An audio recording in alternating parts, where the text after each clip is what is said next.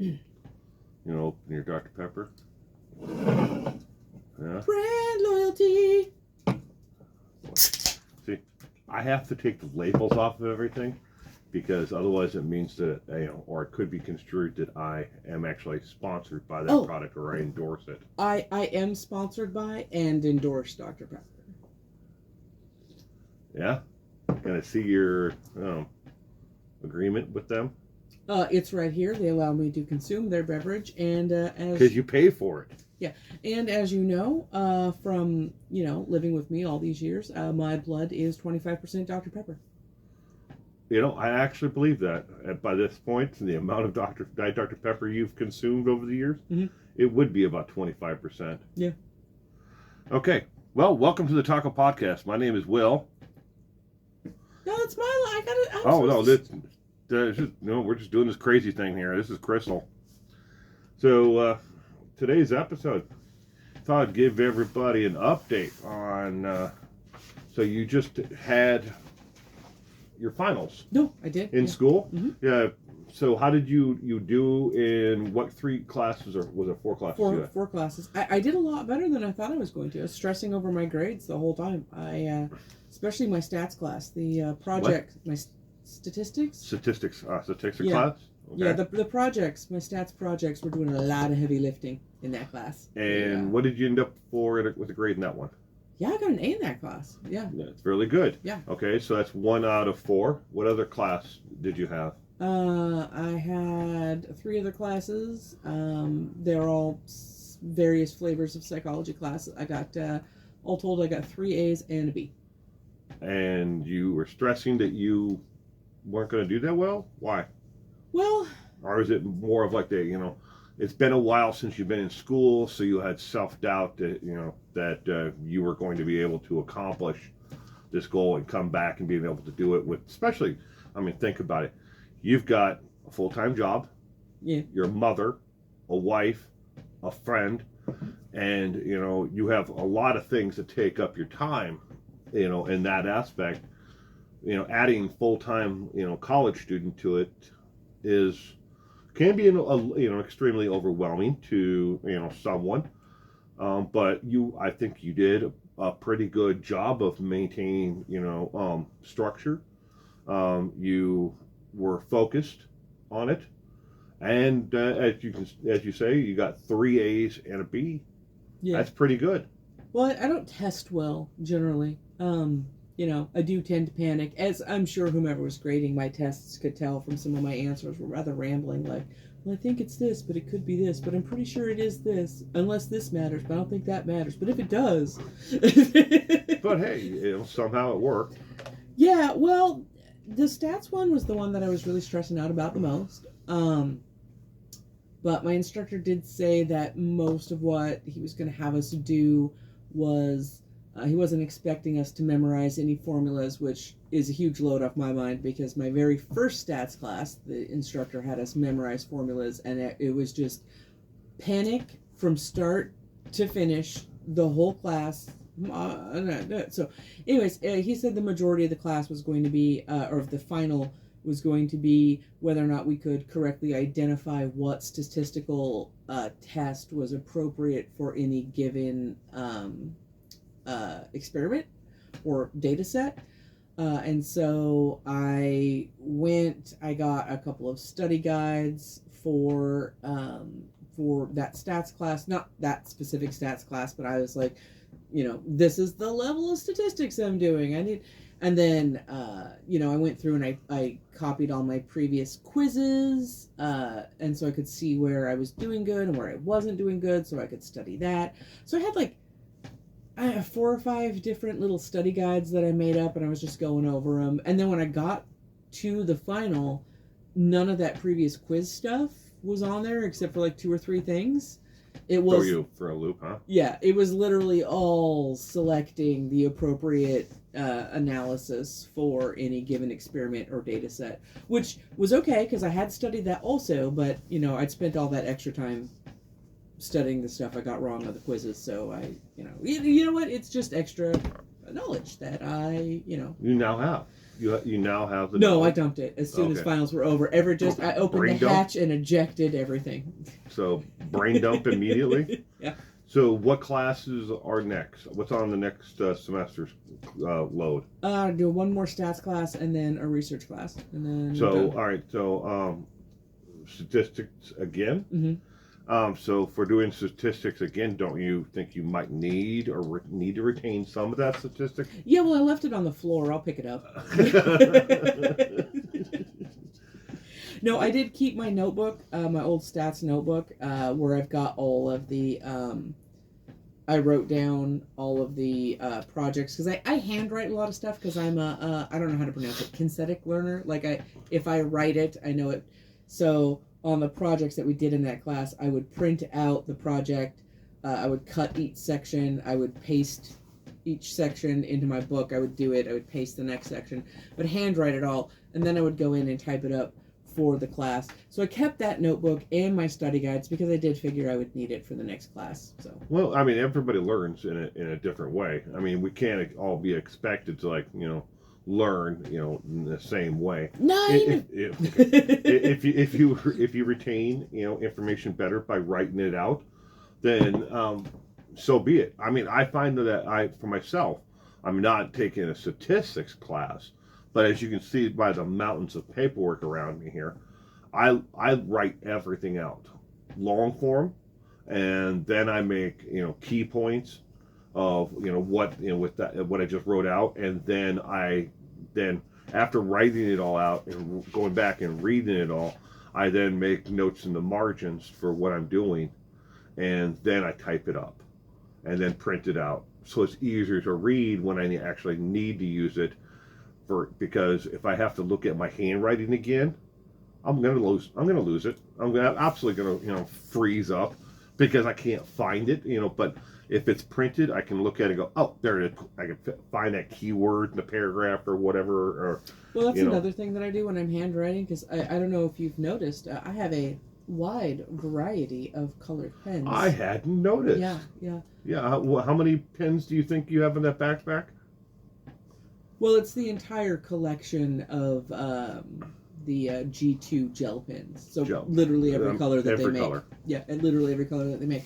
So when I take my notes, I use different colors for different things. So if there's like a key term I need to remember, I will write that term in a different color. So when I'm going through my notes, it's easy for me to pick up.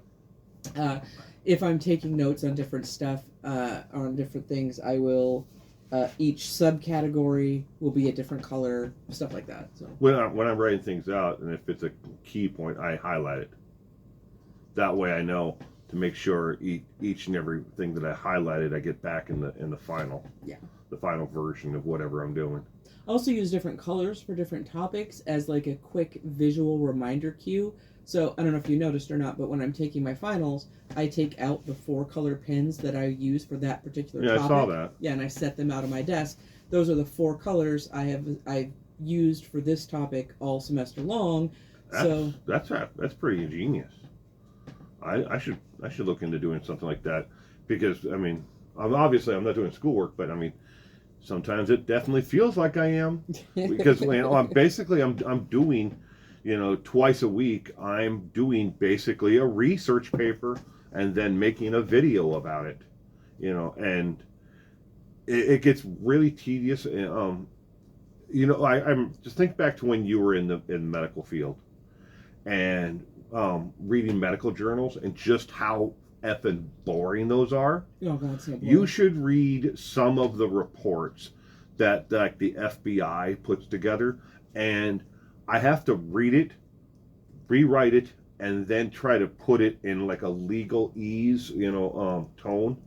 Because if I read it word for word for how some of these people write, nobody would want to watch that. No. I mean, nobody wants to watch what I have to say now because they're like, well, you know what, you're not, interesting, you're boring, it's low budget, blah, blah, blah. I don't think you're boring.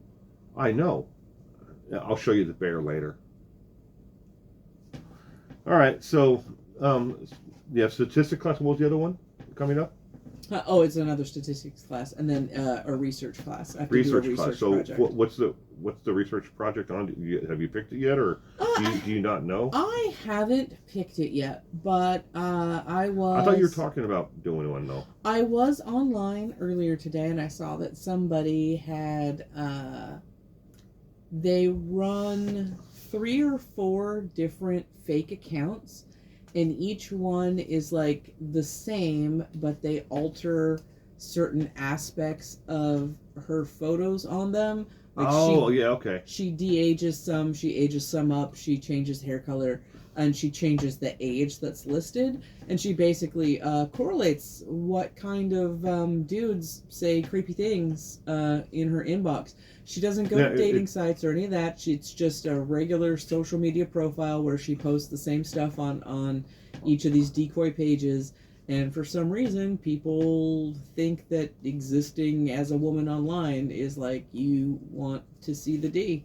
Well, we've also seen the studies on female gamers, and how they're treated, in the gaming community. People who play, not only live action role play games, but just video games in general online, and the extreme sexism and bullying just watch for being female. Watch one stream of Sasuke's and you can see the way people talk to her when she's playing. I don't know what that is. Oh, she's a streamer. I've just read the actual studies on it, and it's just wow. There was actually a study done on the type of guys who insult women in video game spaces. Are they head of the FBI? No. What they found was that the kind of guy who who insults a woman in a gaming space generally tends to be a low performer in that game. That men who are skilled at the game and do well. Well, I don't know if that correlates to performance. Yeah, but basically misogyny is a skill issue. Yeah. Well, it all fits. If it fits, that's what it is. Well, and I think that's actually being really, really reductive. I think in today's climate, we have really socialized our boys to put a lot of value instead. And let me roll this back a little bit. There's nothing wrong with competitive gaming, right? If you're good at something, be good at it and take pride in that, right? But especially for people like me, I'm not gaming to be stressed out. I'm gaming to have a good time, right? That's why I gave up playing DayZ 2 weeks ago. I'm like, that's it, I'm done, these people suck, and I'm not playing anymore. What is that? That's that zombie game where people killed me for a can of beans, and I've been pissed about it ever since. But anyways, I think we, and by we, I unfortunately mean a lot of other guys, socialize younger males to be competitive about things that don't matter, and to feel insecure in failure. And I know this is going to sound weird, but I think people should be secure to fail. Failure is a natural part of the learning process, and people it should be okay to do things that you're not good at. If you enjoy it, but you suck, still do it. There's stuff I suck at, and I still do it. Do you think that you can see that outside of just gaming? With the younger generation, that we want to cushion every possible failure, so they have a soft landing in every aspect of their lives. I don't. So therefore, then there's another side of that where they just don't try at all. There's a sweet spot, like with everything. Like studies show that children who have supportive parents, right, do better and take more calculated risks. Because if you have a safe place to land, you are willing to fly farther, if that makes sense. Yeah, it does. And I think that if we took that and expanded it to everyone, we might have a harder... And I'm not one of the people who's done a ton of research into the rise of, incel culture and all these other weird things that's happening. these are just opinions that I have and they might change as I get more information, as I observe more, as I read more, or whatever. There are people who've done actual research into this who might have a different opinion, and theirs is more informed. So obviously, listen to theirs other than mine. But I think on the one hand, we are. What's a good way to phrase it?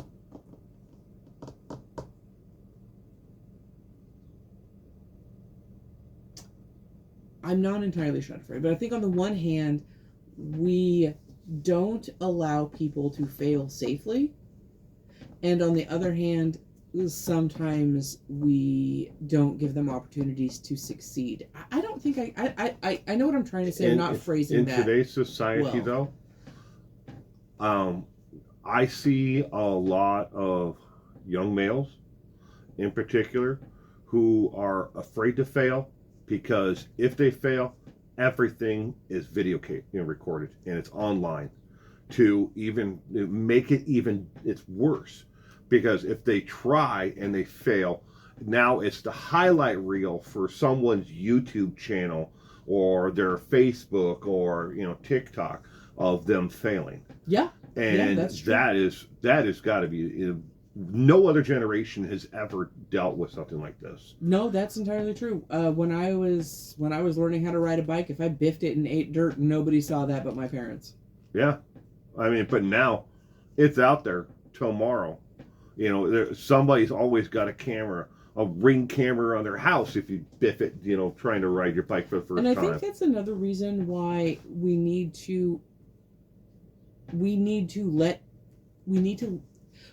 let people fail well. Again, I don't know if I'm describing that rightly, but because you're going to fail and people are going to see it and it's going to be a broader audience than it ever would have been before, I think that makes it even more important that we bring people up who are secure in their failure. Okay, so you videotaped me eating dirt. Everybody eats dirt, well, But it's also hard to do that because we are a social species and children understand shame, especially from their peers, and it's a really hard. It's a lesson that has to be consciously taught. It's not something that people pick up intuitively, I don't think. I mean, if people fail and they never try again, that's horrific. It is. I always think of when it comes to failure, I think of, I can't remember his first name, but Hershey founded Hershey Chocolate Company. He had 4 different candy companies and he failed miserably at each and every one of them and went bankrupt each and every time. He moved his company from New York to Chicago, from Chicago to Denver, from Denver back east again, and each and every time he just kept on reinventing himself and trying again. And he never was in the chocolate business. He was in the caramel and toffee business, and hard candies all the way along. But there was just something in his head that told him never give up on chocolate. Even though it never sold, it never made any money, and he kept on going bankrupt on the hard candies. He kept on trying because everybody told him, if you're going to be in the candy business, you got to make hard candy because that's what people like. But he kept on failing. If he would have given up after the first one, we never would have gotten milk chocolate, at all. And there were a couple of people who, I was going to say, we probably would have. Yeah, but there were a couple of people who had a version of milk chocolate, but the German and European chocolates was different from a milk chocolate where it had that bitterness to it that you so much like because it's got the high. I was going to say, you mean better? You mean good? Yeah, but compared to like the milk chocolate, today. Yeah, but if he would have given, my point is though, if he would have gave up after the first failure, like these younger boys young men coming up today, if they fail once and then somebody puts it online, would Hershey have even tried again? After the next time, after if somebody put that on online, of him failing. Yeah. And I think we also need to temper that with sometimes giving up is the best option. Yeah. like, I hate to bring it back to this, but, because we were earlier, I'd mentioned incels and whatnot. If a guy approaches a woman and asks her out and she says no, it's okay to not ask her again. In fact, if you ask her again, it's probably going to be annoying. Again, other things in life. When I had Taco, I belonged to. I was in a support group for women with medical barriers to nursing. No boobs, obviously, can't nurse. What? I know, right? There were other Damn women in cancer there. survivors. I know. Did they not think that I might have a kid? Saved my life. Didn't they know the boobs were more important? Your husband won't leave you alone. Some of the comments I got from people when they found out I was using formula would make you think that my boobs were more important than my life, but that is a whole separate topic of discussion that I think we've already think. Anyways, Yeah. there was a gal who was in my group who had there's a condition called Raynaud's, which causes severe blood vessel constriction, a lot of pain, stuff like that. Think like when you wake up and you slept wrong and your arm or your leg is all tingly and awful, like that, but worse. That's like what Raynaud's does. And there was a gal in the group that had Raynaud's of the nipples, which, as you can imagine, would make breastfeeding her child absolute agony every time. And she had been pushed by family members. Oh, you got to try it again. You got to try it again. No, you could just stop. Sometimes stopping is okay.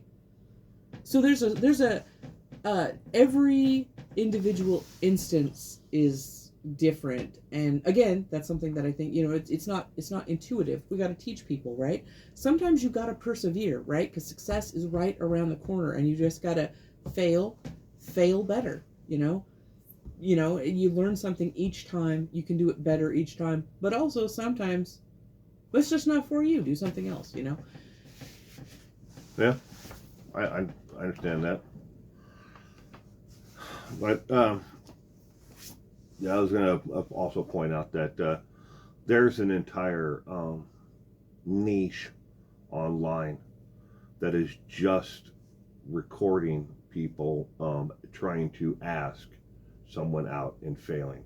And that is absolutely awful. That is I want to making them putting them in a vulnerable situation where they are trying to ask someone out just to be shot down, because the other side of it knows it's coming. Yeah, I was gonna say, like, I would preface that with, like, it's a really vulnerable time asking another person out. It brings up a lot of insecurities for people. Not always not just the person who's asking, but also the person who's being asked. Some people are very uncomfortable in social situations. Yeah. They might actually want to go out with that person, but they. Well, not only is the person, rejecting them, and then they're ridiculed online for it. But then there is the others who. So then there's the people who see that interaction. And they're like, I'm never going to put myself in that situation where I'm going to be ridiculed and humiliated on the internet or in certain groups, where they're going to then, do like a replay. And I see, even our daughter watching like the Reddit ones where people are reading, and they're burying their soul of like, of rejection. And it's entertainment. Someone else's misery is someone else's entertainment on the internet now. Conversely, the other side of that, sometimes the person being asked out when they're just saying no. Well, I mean, we've all heard about those women who've been attacked afterwards, stuff like that. And even guys, it's not just women. It is often women, more often than not. It is women who are attacked. It is the bulk of, what would you call them? Rejection assaults? You're the assault expert. Yeah. That sounds bad, doesn't it? You're the assault expert. The bulk of that is insecure men attacking women who have rejected them. But occasionally women have attacked men who have rejected them. So the person on the other end of that, they get asked out. They're not interested in it. They've got to run through these calculations like, how do I say no in the best way that'll keep me alive? Whatever.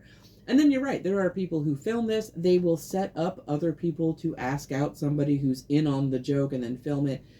And I was going to preface that with, I've seen some content that is people who have posted somebody asking them out, and it's the kind of stuff that I think does need to be publicly shared. It's like that 60-year-old guy who's asking out an 18-year-old girl and she's already asked him, to leave her alone and he just won't. That guy needs to have his face shown everywhere. Okay, that's a little bit different. Though. I'm talking like not... more like peer to peer, age to same age group. Yeah. I stumbled across an entire channel that they had like 300 different videos of just people being rejected to the prom.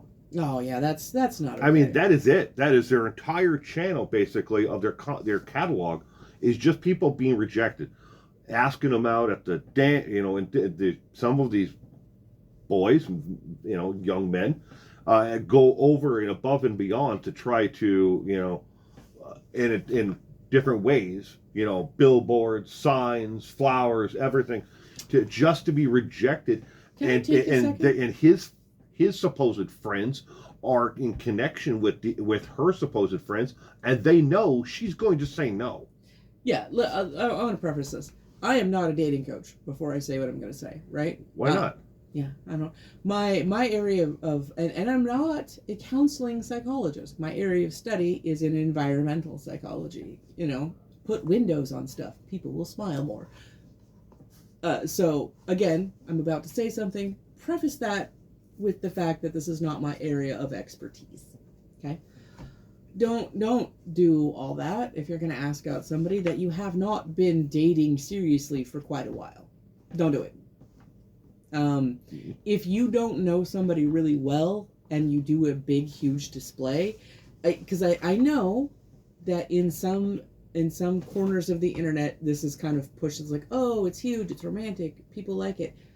If they don't know you, it's not going to come off that way.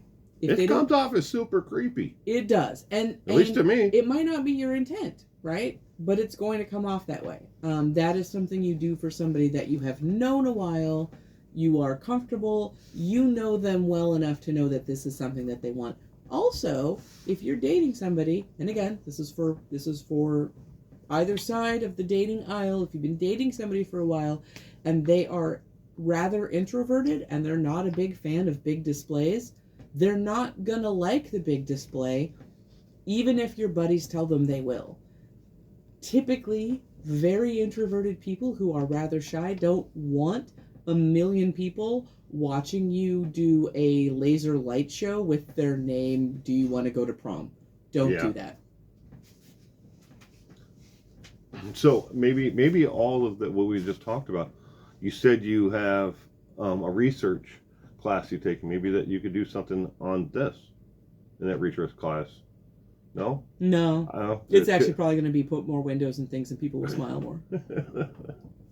There is actually an architectural design that you can take, where they started in, I believe, Africa, in Somalia and places like that, where they were Harvard graduates and they started building like clinics and hospitals and stuff where they realized we could separate the waiting room and everything else, and then add airflow and windows into it, so it not only reduced the airborne pathogens from it was being shared from person to person, reducing that, but also made people happier just to be there in the first place. Mm-hmm. Where they would instead if they couldn't get that, they didn't like the place, they would just take their loved one to the local, I don't want to use the word witch doctor, but basically, shaman or something from their village instead of taking them to the hospital. The terms vary depending on where you're at. So when I am discussing something along those lines, I usually use the term traditional medicine or traditional healer. That's a much better way to put it. Well, because there are, depending on what culture you're in, even in the same geographical area, there are, subcultures that might have a different word. So I think traditional healer kind of covers the broad spectrum. Okay. So, just another question about along the lines of your schooling. Would you consider, after you've just finished this semester and your finals and stuff, would you consider this a milestone for in your education? I mean, it's not the degree, it's not the finishing line, but you're one step closer to seeing the finishing line. So would you consider it a milestone? Yes, and to celebrate my milestone, I bought myself another bag. A bag? Yeah, it's got Mothman on it. Mothman. Yeah, and little hearts. How much did that cost me? All right, I guess that's for a later, topic on the Taco Podcast. How much that bag costs? It's just like the one that I have that has plague doctors on it, so it's So for is it school. for the same artist? Yeah. I knew it. All right. Well, I think I had a whole bunch of other topics and stuff that I was gonna talk about today, but I think we've done pretty good on just what we did today. Yeah, I'm gonna go be a pirate now. You're gonna go be a pirate? Yeah, I've been playing Windrose. My brother recommended it to me. I don't know what it is. Yar. Oh, I just wanted to quickly thing. That we were talking about video games and stuff. I'm not a gamer. I have an Atari. Yeah, if you guys don't know what an Atari is, that's where my gaming ability stopped and interest. See, if you would have kept up with it, think about all the stuff that you've missed. You've missed being a pirate. You've missed catching them all. That's true. I've missed all that. The terabytes of Leon S. Kennedy thirst traps that are all over the internet. Oh, and I don't know even what that is. So I guess I missed out. Yeah. Say goodbye. You stay safe out there. That one's my line. I stole it. Bye.